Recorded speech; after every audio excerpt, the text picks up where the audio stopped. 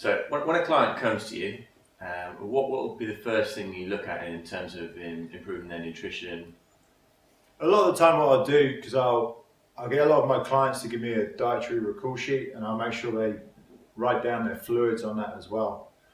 It's very common to see that people just don't drink anywhere near enough water, drink way too much alcohol, and usually load up on caffeine all the way through the day.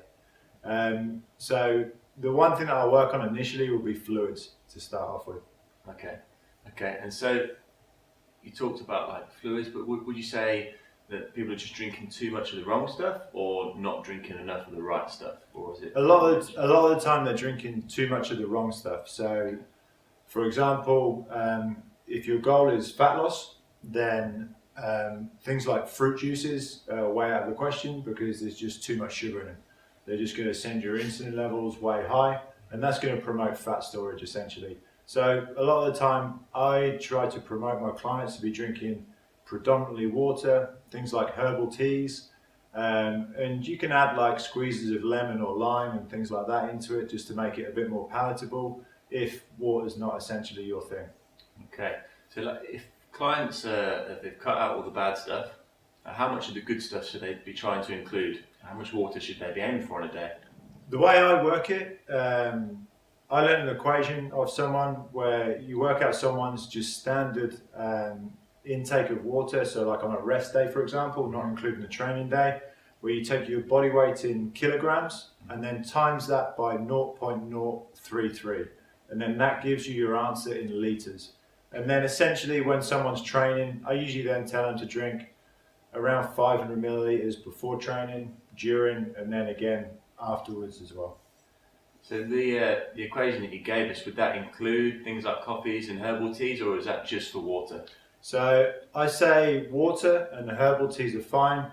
And for me, I say like coffees and caffeinated drinks, I say they're neutral. They will actually give you a little bit of hydration, although they act as like a diuretic. But they will definitely give you a bit of hydration. But I prefer people to really focus on their water intake, and that's fine from herbal teas as well. Okay, cool.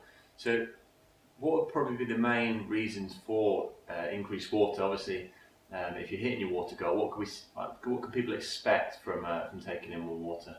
Well, a lot of the time, what you can actually see is even with a 1 to 2% drop in hydration, you'll get instantly like mental confusion. So initially, the initial stages of increasing the water intake, you can actually start to think a lot clearer as well. So that's been demonstrated a lot, and you'll see it also in training and strength training and sports performance that low levels of hydration will actually affect strength as well.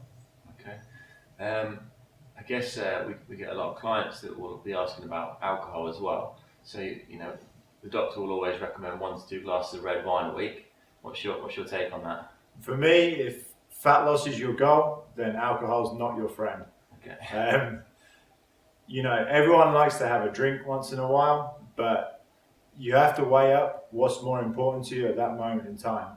If you want to go out and get drunk with your friends, and that's more important to you than getting lean, then fine, that's not a problem.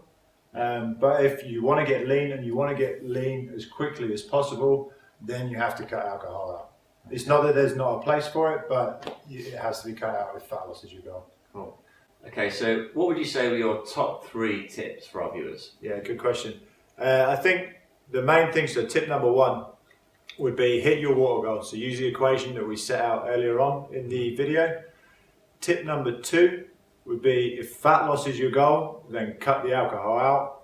And tip number 3 would be to limit your caffeine so you drink through till 2 p.m.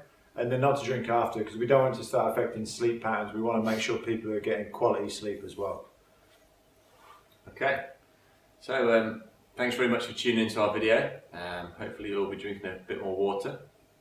And hopefully you can take away some of the points today and feel some benefit from what we've laid out. So if you want to check out some more of our videos, then subscribe to our YouTube channel. You can also like us on Facebook at Body Solutions London, and check out our website, bodysolutionsLondon.com. Thanks for watching.